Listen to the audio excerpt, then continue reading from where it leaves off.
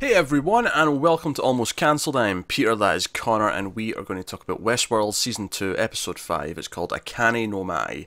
So, full spoilers for the episode, as always.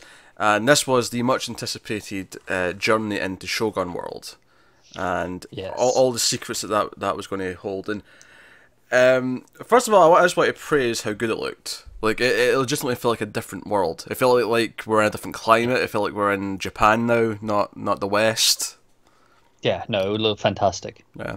So, because I wasn't sure what I was expecting, but I was genuinely kind of like, oh man, this looks like they've literally went and You, what, filmed in what you're saying Japan. is you were expecting cheaper.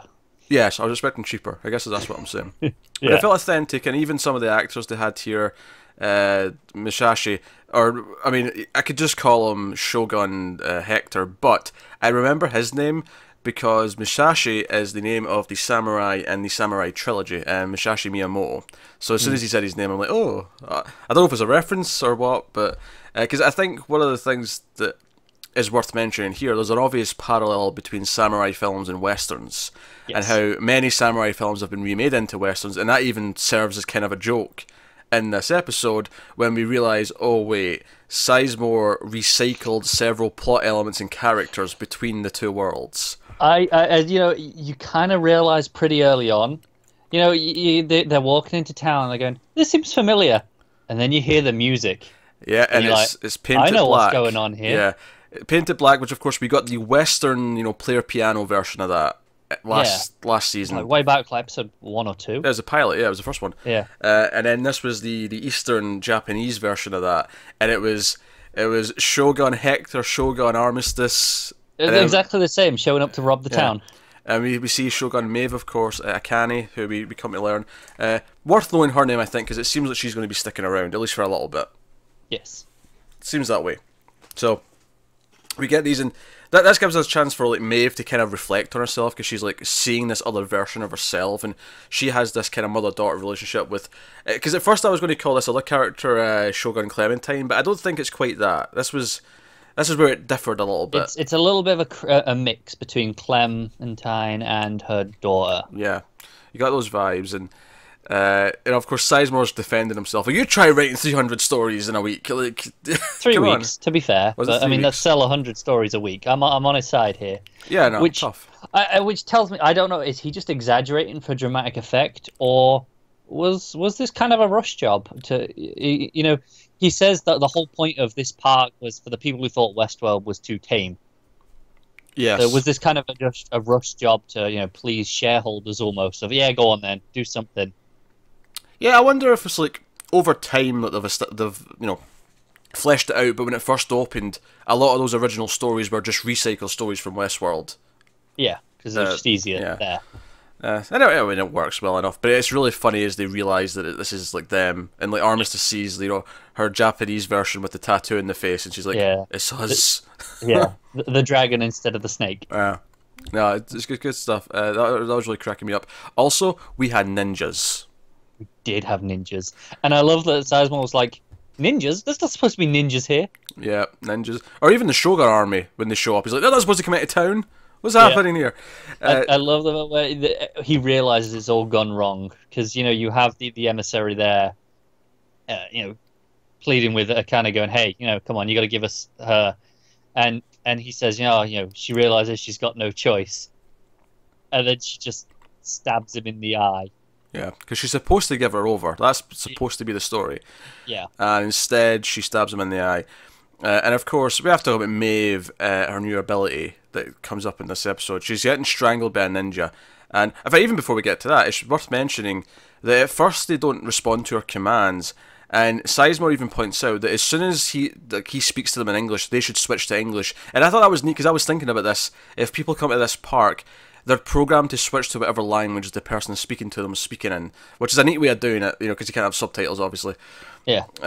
But he's like, hey, if you can understand them and speak to them in Japanese. Like, all of you will have all of the languages in your programming somewhere Base deep. code. Yeah, Yeah. So she like accesses that. So she starts giving them commands in Japanese. So she starts being able to do it again.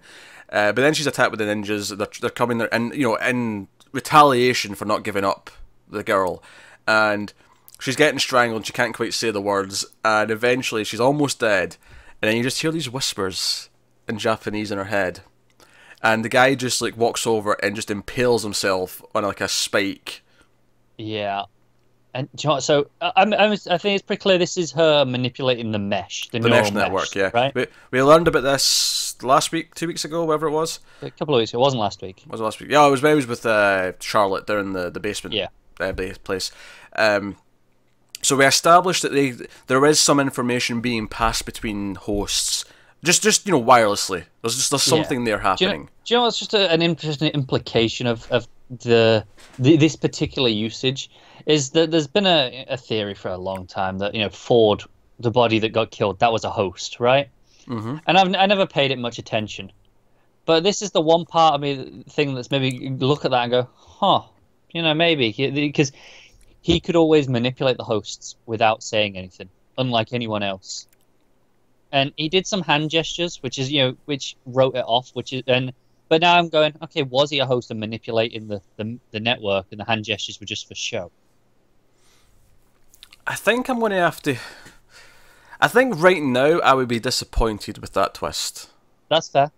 I think right now I'd be disappointed with that. But they could do more. Like if it keeps going deeper with this whole he's still manipulating everyone, and if it builds up to a point where it feels like it would actually be more beneficial to reveal that he's still out there somewhere and he's still playing games, then I could be swerved. If they give me the right dramatic elements, I could be swerved. Yeah. But right now, I think I'd be disappointed if he didn't really die. That's fair. And like I said, I've not been super onto this theory. It's just been, I feel like it's been suggested that pretty much everyone's a host at this point, and some of them are bound to be right eventually. Yeah, it was like people were thrilled they got Bernard right, and I'm like, okay, there was a point when they started hinting at it, sure, but like. Everyone guessed everyone was a host before that. Right, Someone had to turn out right. And everyone's doing it again now. And so this one I've always written off, but this is the first thing where I've gone, maybe that explains that. Yeah. I mean, no, there's something there to that, but it also doesn't mean that that's necessarily true. I mean, it could just be that Ford implanted himself with like a chip that let him. Yeah, and he did do the hand gesture, so it could be they legitimately were enough for him to control them. Yeah. Somehow, whatever programming he put into them. Yeah, it could just be extra programming that he put in just for him. There's lots of possibilities, I think. But that was the thing. As soon as I didn't even necessarily think of the mesh network right away. Like, it wasn't until later in the episode that I remembered that being a concept. It was just before this, I just thought, oh, she's just tapped into the network. I just assumed there was a network. And oh, wait, we actually get told about this. There was a mesh network. Yeah. But it's only when they're in close contact, though. But this is like wireless, like she's just speaking in their heads. And obviously she can't do this to humans, she can only do this to other hosts, but it's this weird robot telepathy she now has. And it's fascinating, and I love that the reaction from the ninjas and then later on the Shogun and his army is that she's a witch. That's what they see her as. That first, before he impales himself, just shouts that she's a witch. Yeah, it's actually really cool. That is exactly how they should be reacting, and it's great. Yeah. And obviously they go off, they want to get the girl back, and Maeve wants to help. And Sizemore questions this, and she's like, no, like, stop like making it, like, writing us to be in love with people and then being mad at us when we do. Like, some of this is real, even if you think it's all code. Worth mentioning, he steals a phone off of a dead body at one point. But they go to the Shogun's camp, and they've got this whole ruse planned, but the Shogun's smart enough to prepare for them. In fact, he makes lots of his men cut off their ears so they can't be spoken to by the witch. Yeah, which, I mean, was a little weird, because, I mean, he doesn't know about, it's telepathic now, so that's fine. Yeah. But he immediately then, he's like, no, they're deaf now. They've got no ears, and then immediately gives them a verbal order. It's like, go and do this, and they get up and do it. Did he make a hand gesture as well? He might have done, maybe. Yeah. But it just struck me as really weird that he immediately turned and spoke to them. That never stuck out to me, so I don't know if it was... Like, if there was like a gesture of some kind that made it clear what he was wanting. Yeah. I'm assuming that the guards close to him like always get the same commands, so it's probably... Yeah, it could be. Straightforward in that sense. But of course, he knows who they are. In his backstory, he knows Akane, and he's like, oh, you will dance with her, and you can have her back if you dance as well. Because you get the idea that she's not danced in years, and she agrees, and there's a scene between her and Maeve where Maeve overhears her talking to her daughter, her daughter-like figure, and she is basically telling the same backstory that Maeve had about coming to these shores, and now you can do anything you want. And obviously that's a lie because she's programmed. This is all a game. Everything's controlled. And like Maeve finishes the sentence, and then you sort of see how it like parallels her story. And she's even like, "Hey, like I'm going to leave this place. I'm going to find my daughter and get out, and I can take you two with me." She's empathizing naturally. And because it's worth mentioning, like, this Maeve, this Akane, she ran the geisha house, the Japanese version of the she was brothel. the madam. Yeah. So all these parallels, and then when they actually do get out to dance, the Shogun just comes up and stabs the daughter and says, "Yep, kept my promise. She's yours now. Now dance." And of course, Maeve's having flashbacks, a man in black killing her daughter and herself, and all these things, and she feels defenseless. And she dances, it's gone on for a bit, and I'm sure to a fantastic cover of Cream by Wu-Tang Clan. Do you know, I was just going to say, I'm sure this was a cover or something. I was never going to recognise it. No, okay. No, great classic hip-hop tune. Yeah, even you telling me what it is, I have no idea what that track is. Yeah, well, I mean, you know Wu-Tang Clan, though. I've heard of the Wu-Tang Clan, yes. Yeah, cool. Yes. I couldn't name you who was in the Wu-Tang Clan, though. There's lots of them. Outside of... Ice Cube, was he in the Wu-Tang Clan? No. No, okay. Who was the one that was in Luke Cage? There was the one in Luke Cage. RZA. I don't know. Anyway, hip-hop, clearly not my forte. So, and then we get the most brutal death the show might have had up until this point, where she has a little, basically, just a little knife, and she saws through his head, around his head, through the mouth, and then... I love that afterwards you can kind of see it swiveled round. It's hanging off to the side. It's like it's still attached at the side. Yeah. It's kind of hanging off like that. It's gloriously brutal. And that's when Maeve's been like sort of, obviously she can't command these powers yet, and this is kind of when she finally gets like a hold of them, and she's like, "Oh, I found my new voice. It's time to use it." And she turns them all on themselves. Yeah, they all start like attacking each other, and then there's like a literal army of hundreds coming after them. Yes. And Sizemore's freaking out. And then she's like, "Nah, it's time to use my power." And she has a katana herself, and she's ready to go. And that's kind of her big ending. I was actually surprised when it ended. I really thought we had like another 10 minutes or something left. It was a very quick ending, yeah. Yeah, it was shorter than I was expecting. And funnily enough, I would argue that it perhaps should have been a little shorter, because I actually think the Dolores and Teddy stuff was a bit longer than it needed to be for what it was doing. I agree, but it's funny you say that, because this is like the shortest episode of the season, I think. It is, and I think that's just maybe telling us that maybe another subplot should have been here, not instead of, but like another subplot. Alongside. Yeah, like maybe there was just too little in this episode, because it was mainly just the Maeve stuff. There was one scene with Bernard.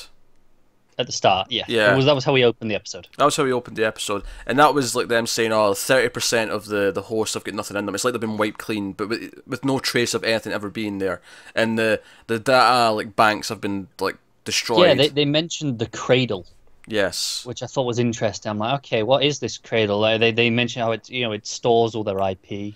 So like, okay. And presumably the ones that still have data in their heads, they can just get it from there. But yeah, but what happened to the rest of them? Well, I assume Dolores may have something to do with that. I mean, you would assume. Possibly that is Bernard. A logical assumption, yeah. But what... So that's interesting, but ultimately that's all we get of that stuff in this episode, right? And it's mainly just the Maeve stuff and Shogun World, and the Shogun World stuff is really interesting and fascinating. It's great seeing the different versions of stuff. It's great seeing the whole them thinking she's a witch, and it's all these just beautiful parallels, which again, like you said at the start, it works so perfectly because of the history in cinema between these two types of film. I mean, I saw the complaint just briefly, having glanced online, that some people thought the Shogun stuff was too predictable, and I felt like, well, yeah, it kind of was, but that's because it's paralleling what's already came. Yeah, but it's predictable. I mean, I guess the meta look at this is Sizemore going, "Hey, we just copied and pasted it because it was easier." You can kind of criticize the writers for doing that, but I think for what it did for Maeve's journey, I think it really works for me. Yeah, no, I think it serves its purpose. I think the Shogun stuff's really good. The Dolores stuff, like, I think there's obviously some points we have to make here. We have to make the point that, okay, they're back in the town, Sweetwater, they're gearing up the train for themselves, and the ending, of course, is that she's going to rewrite Teddy. She's not happy that he's compassionate, because he obviously tells a story about the cattle dying, and like he's like, oh, I'd give them a shelter so they're away from the flies who are infecting them. And she's like, no, we burn half the bodies. She's basically Thanos. That's just she's basically got Thanos logic. And they have like a big sex scene, and it's all very, you know, sensual and like passionate, and maybe I don't know if it's the first time they've had sex since they've been awakened. I think it is. Yeah, so it's maybe the most passionate they've ever been. And I like the small touch though that she picks up the can. You know how we always did that thing where she drops the can and he picks it up? Yeah. Or someone else would pick it up, you know, William, for example. If whoever was in the story, yeah. But she actually goes into the store and she picks up the can herself. And it was just this nice thing where she's taking control. It is, yeah. She's not got someone to come and save her there. So it was that nice little subtle thing. But just think about, have we ever seen them have sex at all before? Oh, she had sex with William, yeah. No. Teddy. Oh, with Teddy. And Dolores. We may not have seen them have sex, no. I don't think they have. So that meant that this could have been the first and only time. It could have been. I mean, they've been replaying their romance like so many times that I have to assume that. Right, but their romance never seemed to get very far. You know, he comes into town. It's like, oh, we'll go away, and then that's it, right? He saves her and then dies. That's true. They might never have done that before. You're right. Hmm. But it's definitely the first time they've done it since they're sentient. Definitely, yeah. And, you know, he's kind of, like, realising what he is. He even mentions that he's kind of starting to come to terms with what he's becoming. Actually, there's a small moment I really like with Clementine, actually. Oh, it's when she's back in the whorehouse and realises what she is. And she's watching the other one sort of say her old dialogue, and she's kind of mouthing it along with her, and she just looks like she's destroyed. It's really good. Fantastic piece of acting. Yeah. She's great. I mean, obviously she's a smaller character, but everything they're doing with her, like, subtly, when she's, like, showing up as a zombie, has actually been really entertaining so far. But yeah, Teddy, like, I felt like there was too many scenes of this, and ultimately, like, okay, I get that Dolores where she is now, and she's going off the deep end, because it's like she's, you know, Dolores at first, then she goes a bit more Wyatt towards the end, and like, no, Teddy, you must be like a strong soldier, and she's got the techie guy, like, making him different. And I think what was interesting to me is, you know, we've been saying for a few episodes is Teddy aware or not? Is he got free will, or is it just Dolores, right? And it seems like he's starting to get there, but now she's going to reprogram and take it away. Right, I think that's the tragedy of this, is that he is finally getting there for himself. And she is like, nope, can't be having that. I need my control. I think what makes it a little bit sluggish with this subplot in the episode is that I think we've already had our fill of Dolores and Teddy standing out on a ravine somewhere, or in a big lush setting, and them talking about, you know, we can make a life for ourselves, and her thought, you know, with the philosophy. And Dolores is at her best when she's playing off someone, whether it be you know, Arnold, Bernard, William, Man in Black. I think we're at a point where we've seen enough of this, we don't need to see any more of it. So some of this plot did slog a little bit in this episode, and it felt overextended for what it was. But the key points, that the ending, the tragedy of it, the Clementine moment, and then just the fact that we're setting up for the next episode, okay, they're getting the train ready. That's all we kind of needed, and it maybe had twice as many, like, well, not twice as many scenes, because it's not actually that many scenes, but twice as much runtime as it probably should have had. Yeah, it was just a bit too much, wasn't it? Yeah, so I could see that. It was a very focused episode. It was.